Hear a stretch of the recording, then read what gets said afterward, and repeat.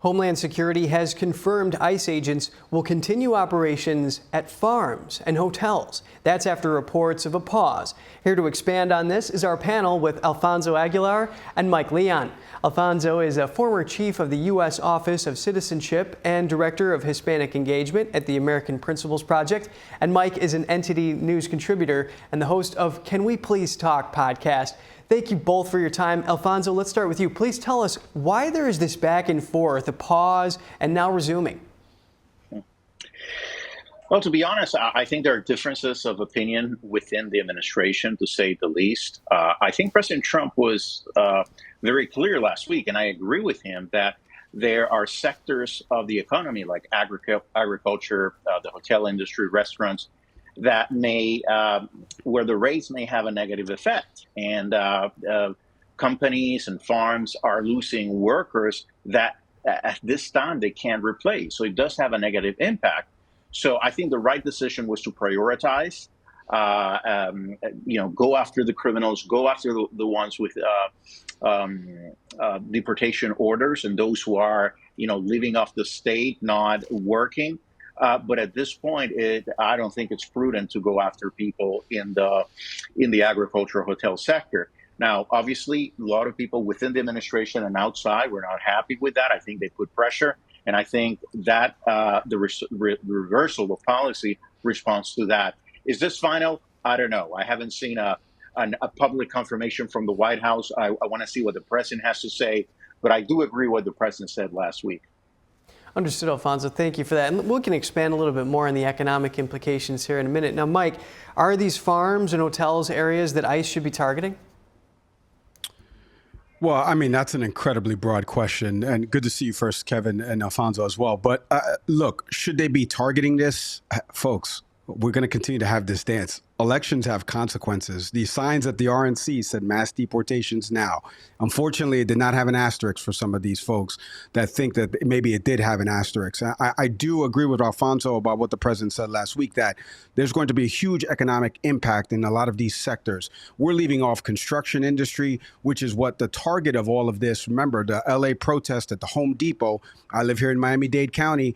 There's where a lot of the protests were happening is because of this raid that happened at a Home Depot, where a lot of immigrant labor, look, let's be honest, 34% of the construction industry is immigrant labor. 50 to 75%, according to estimates, Kevin, is the farms for the agriculture is immigrant labor. So I agree with what Alfonso was saying. Like, I think somebody has gotten to the president's ear that this is going to have this negative impact with respect to an economic growth for us because of the immigrant labor that we rely on. Now, should it be happening at these farms and locations? I don't know where the good place is to have these. That's the problem with all of this. We have people that are doing things the right way and showing up to their hearings right now, as you saw in the package just before I came on, and that person was detained and stopped by ICE. And again, ICE has administrative warrants, not judicial warrants, which is what Brad Lander was yelling there. Administrative warrants gives you the right to detain, not to arrest. So I don't know, Kevin, the right answer for this of where is the right place to do this. But I do know where the biggest impact will be felt is if we continue to have these raids at hotels and farms and the like. Understood, Mike. And Alfonso, back to you. Can you give us a broad overview of the effectiveness and any drawbacks to these ICE operations in Trump's second term?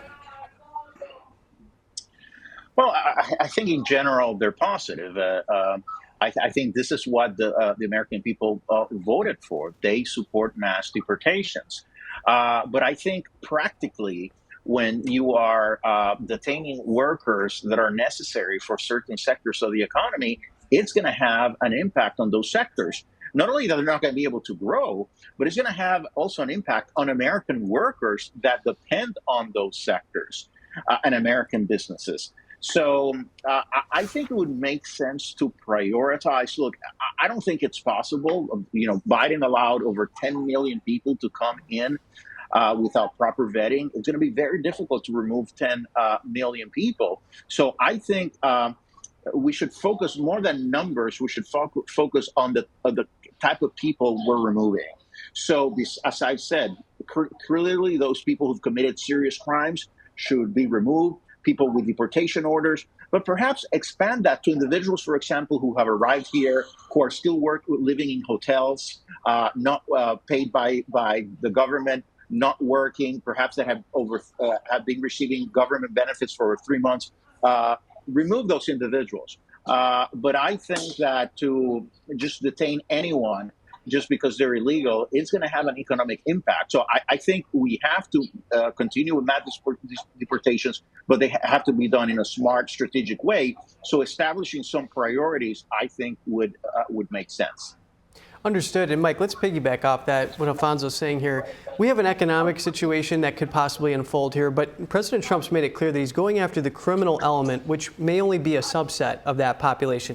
We've seen targeted raids like the ones in Colorado where they've seized guns, they've gotten gang members and so forth. Are these people at these farms and hotels, is there a significant element of that could even be factored into all this? Right.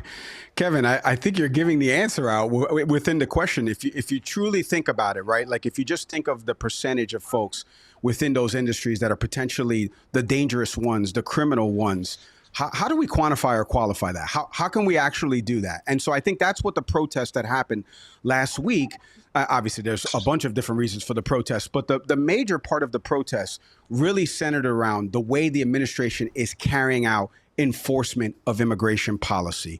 I think we're all on the same page in terms of the pathway to legal citizenship and how you do things the right way in terms of coming to this country. That's not the argument. The argument is about the way things are carried out from an enforcement perspective.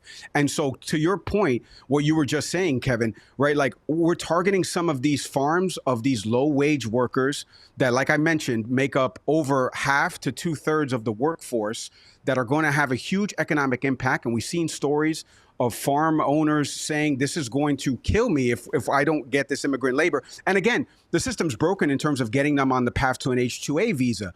So the system's broken already. But to your point, how many of those folks that work there are actually committing crimes? The administration and Trish McLaughlin, who I happen to know personally, has not given the best answers. But what they are doing is going about this from an enforcement perspective, in my opinion. And Alfonso, I see him shaking his head as well. They're going about it the wrong way because we're all going to feel the economic impact. There's a secondary and a tertiary impact of all of this if they continue to carry out the enforcement the way they're carrying it out.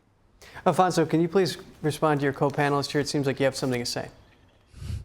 No, I totally agree. I must say that part of the problem is communication. I agree that perhaps they have the right policy, but they're not communicating the right way. So the people are really not clear what's going on. I mean, we're having this discussion because we're still not very clear what the policy is. The president was very clear last week saying, no. Some of these people are non-citizens, they're illegal, but they're good people. They've been working 10, 20 years in this farm. We shouldn't remove them. Then also selling the policies reversed, according to an article from the Washington Post that apparently has been verified. So we don't know, and that creates a lot of confusion. It certainly creates a lot of confusion for law enforcement, even in states that want to cooperate with federal authorities. So it is difficult, but if you know that there are serious criminals in farms or in hotels, I think there is a way, the targeted way, to detain them without necessarily collaterally arresting every other illegally that is in that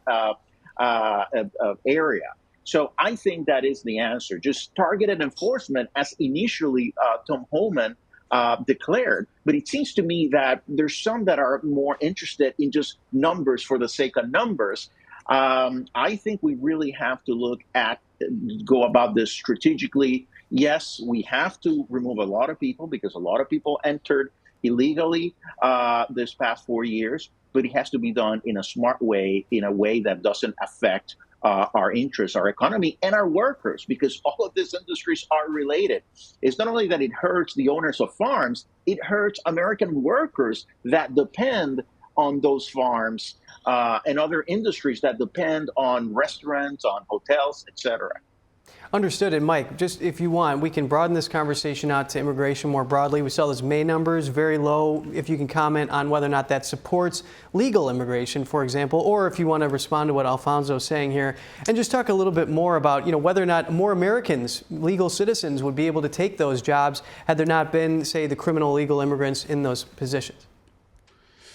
Yeah, well, I mean, just to first on your last part there, I mean, look at the wage and the disparity of wages that would be paid to an immigrant versus what an American workforce person. I think people don't understand that. If you don't understand basic economics, like there's a reason why we rely on immigrant labor, because unfortunately it is cheaper and they're working longer hours, and Americans don't want to do those jobs. I hate to say it like that, but they don't want to do those jobs. But let me land the plane here first, because, you know, I travel up and down the state of Florida, which is one of the bigger states, obviously, in terms of all of these industries that are going to be impacted, from agriculture to construction to hospitality, which Florida relies on heavily for this. And I was speaking to a managing director at a major hotel in Orlando that, again, has a lot of immigrant labor at his disposal and uses H-2A visas.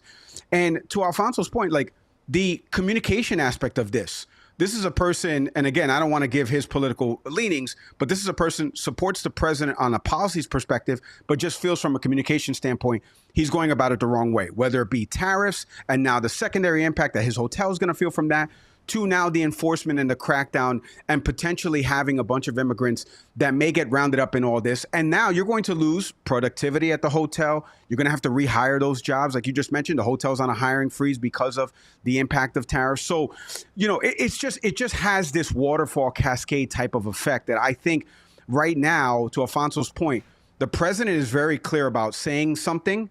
And the fact that DHS has continued with this stuff, these are two counter things. We're seeing that as well on the foreign policy perspective. Tulsi Gabbard has said something from a DNI, and Trump's like, I don't care what she said. This is what I'm saying. That's not good communication, Kevin. That has nothing to do with Republican or Democrat. That has to do with communicating within your own cabinet. And I think right now, President Trump has to get ahead of this and start to communicate to DHS effectively. This is the policy that we're instituting. Kristi Noem, your folks need to understand this. And administrative warrants, going back to that point, versus judicial warrants, need to be followed to the letter of the law, because the ability to detain somebody versus arrest somebody are things right now that are kind of being scatterbrained out there. Understood. Yes. And so, Alfonso, let's broaden the conversation out a little bit, if you will, to immigration. So under the Trump administration, are we seeing a shift towards more legal immigration? Well, it really hasn't gone down. I mean, and people always try to say that Trump is anti-immigrant. But if you look at the numbers of legal immigration during his first term, and they continue today, they're very high. During the first term, every year, we granted to 1 million individuals the status of permanent resident. We were naturalizing around 800,000 people a year. And this is including the year of the pandemic. I don't know of any other country in the world that welcomes so many people legally to the country, numerically or proportionally. We continue to be a welcoming nation, even under Trump. What Trump is saying, we have to do it right. Massive irregular immigration is bad for the country, for our national security, for health. Look at all the fentanyl that's coming in, that was coming in, but also for the migrants themselves, making that illegal, that dangerous trip to the southern border is very dangerous. We see sexual assault, rape of women, girls. So we want to dissuade that. What Biden did was create an immoral system, because it was using poor migrants from across the world to make that very dangerous trip for whatever reason. Now, I'll say this, going back to what we were talking about, the need for workers. It's not only that Americans don't want to do a certain type of jobs, and that's a reality, but also that we don't have Americans of a certain working age to do those jobs. We have a population problem in this country, and it's not that the U.S. is overpopulated. Our population is growing below the replacement rate. So frankly, for certain jobs, if you're not going to have more Americans to grow our economy, to provide jobs for Americans, then we need that foreign workforce. That's a reality. And I know that there's some people that dispute that, but I don't think they're basing their argument on fact. This is a very important point. I think President Trump recognized that when he said they're losing workers. These workers cannot be replaced. Trump said that. So I agree that when Trump says something so clearly, and then you have others within the administration, perhaps even undermining the president, it just creates a lot of confusion to the public, but it's also problematic in terms of execution of policy. Well, thank you both for a very fascinating discussion this morning. Alfonso Aguilar and Mike Leon, we appreciate it. Thank you. Thank you.